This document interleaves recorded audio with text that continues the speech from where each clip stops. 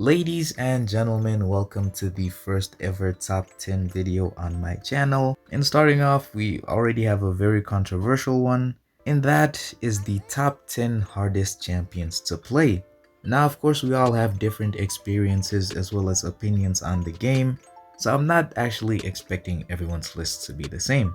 This is just a list of who I think are the top 10 hardest champions to play, and so let's actually keep it civil in the comments and also let me know what your top 10 list looks like. But of course, let's start off with spot number 10. Oh. Did we teach you that here, God Murphy? At spot number 10, we have none other than AntMan Future. And to be honest, spot 10 and spot number 9, you can pretty much make a debate for which one goes where. I did forget to mention that this list is based off of two things. The first is how much you suffer when you play the champion incorrectly, and the second is how long it takes them to actually get to the beginning of their ramp. So for Future AntMan, the reason why he's on this list is because of his nano armors. So you start each fight with one of these, and the only ways you can get them is 1. If you intercept the opponent, 2. If you hit the opponent during their heavy attack, and 3. Anytime he glances. These are pretty much the only ways to get these armors, and the reason why they're so important for him is that upon reaching 5 of these, he actually enters Surging Swarm. And the thing that Surging Swarm does is, it gives him additional attack rating as well as makes his power detonation expire 200% faster. There's also a lot of things that this thing does, but that is pretty much the most important part. It's definitely not easy getting these armor up buffs, especially since you have to intercept the opponent as well as their heavy attacks, but it's also not the hardest thing in the world to do, hence why he's at spot number 10. Now moving on to spot number 9, we have none other than Spiderman Supreme. Now like I said before, spot number 9 and spot number 10, you can pretty much make an argument for who should go where, but as for why Spiderman Supreme is on this list, it's pretty much because of his blessing of the astral form. It activates when either champion lands a first medium attack. If the opponent tries to hit you and misses, the effect will then go on cooldown for 20 seconds. The cooldown is reduced by 3 per unique buff on the opponent, but because this cloak has a long cooldown, playing this champion perfectly is not that easy. You pretty much can't be hit by the opponent at all, and once you actually have this cloak active, you also don't want the opponent to hit you. And so it's a case where you have to intercept the opponent a bunch in order to keep this cloak active so that you take reduced damage and also so that you can keep placing more spider seal buffs on the opponent. But moving on to spot number 8, and here we have Moondragon, a champion with no hair at all, as well as one that has a interesting playstyle. Now once she triggers 20 of her psionic charges, she will then enter Psionic Transcendence, which expires after 15 seconds, and the only way to keep this paused is either by hitting the opponent's block, by intercepting them, or by constantly suffering from a damaging debuff. This is pretty much her damage dealing phase, and you pretty much want to be in this mode the whole time, so losing those charges will be very painful to see. The reason why she's higher than Spiderman Supreme, however, is because you don't have to keep his blessing active. Whereas with Moondragon, you pretty much always want to be in Psionic Transcendence, so it's pretty much a must for you to keep it up or her build up will fall off. Moving on to spot number 7, we have Lady Deathstrike, and unfortunately I only have her at a 4-star rarity, so I might not be too precise with this placement, but from what I've seen and from what I've read, she is actually a hard champion to play.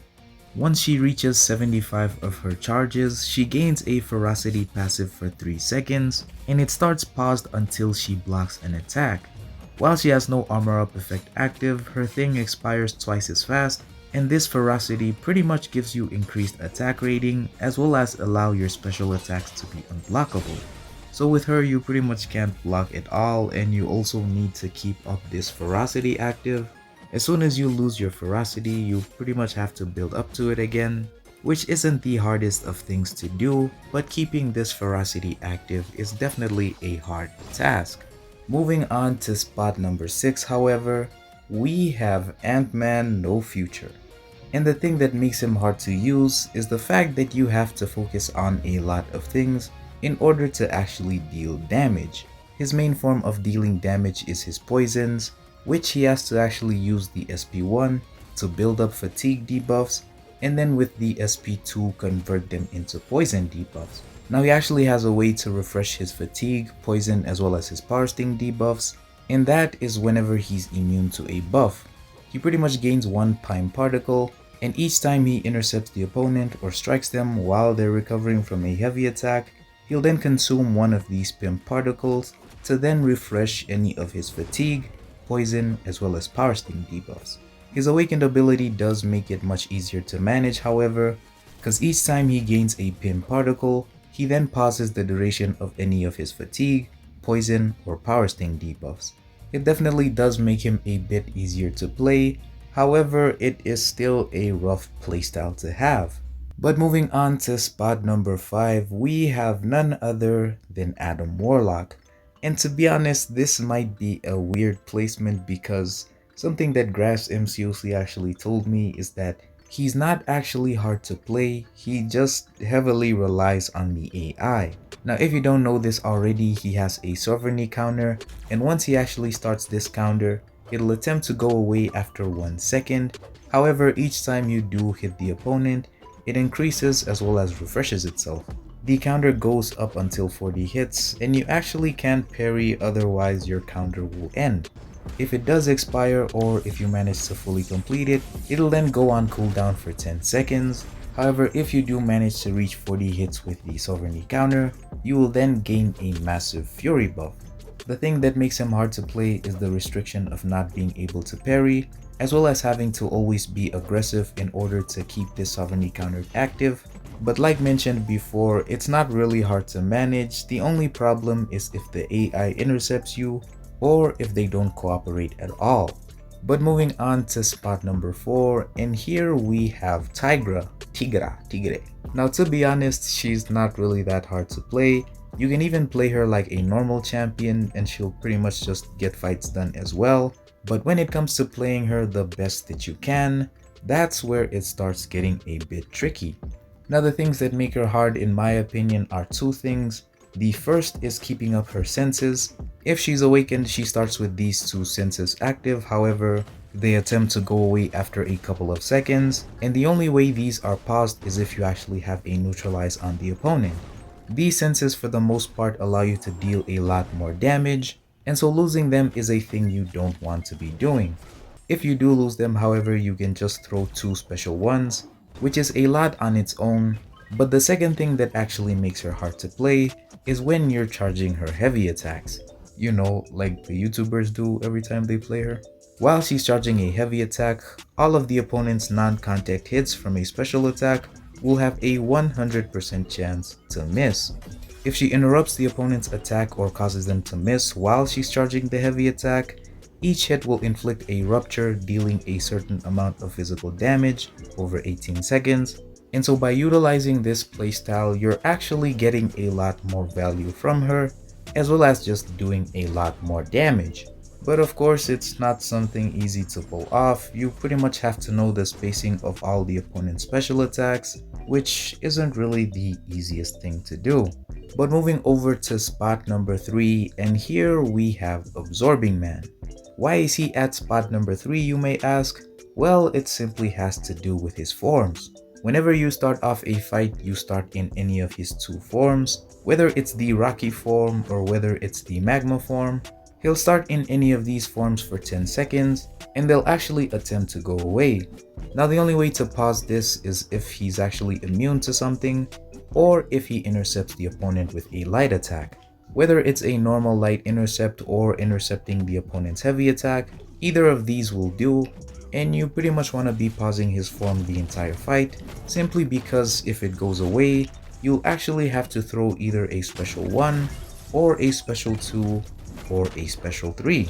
If any of his modes fall off, he'll return to man form, so staying in the form is your top priority. Light intercepting is not the hardest thing in the world to do, however it is something you'll have to get used to in order to master playing AntMan, hence why he's at spot number 3. But moving on to spot number 2, we have Immortal Hulk. And he's pretty much here for one reason and one reason alone. Once his immortality goes on cooldown, you're pretty much screwed. His playstyle is very simple. You pretty much want to be doing medium attacks as much as possible so that you can build his rage stacks, which in turn make your rage attacks do more damage.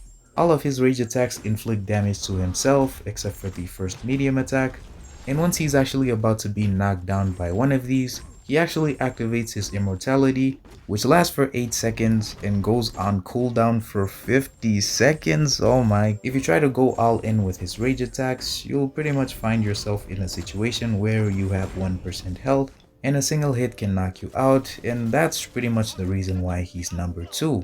But moving on to spot number 1 with the champion I think is the hardest to play, and that is none other than Invisible Woman. So what exactly makes her the hardest champion to play? In my opinion, it all comes down to her invisibility, cause this thing, oh, it's so hard to keep up, man. As soon as you have it active, the opponent can't hit you at all, but as soon as they do try to hit you and they miss, it goes away.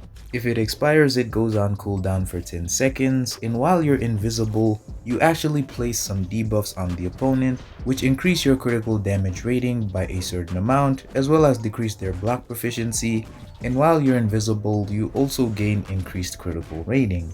She's pretty much a ramp up champion where you want to build up as much fragility debuffs as possible, but then on the other hand, you can't get hit at all. And as soon as the opponent does try to hit you, all your debuffs go. It's very sad when you compare her to all the other phasing champions in the game, but she does have a bunch of synergies that help with this, so I think she's doing pretty okay. And that is pretty much it for my top 10 hardest champions to use list. Let me know down in the comments who you would put where and if you agree or if you don't agree with this list. Also, don't forget to join my Discord group. The link will be down in the description. And yeah, hopefully you guys enjoyed, and I'll see you guys in the next one. Peace!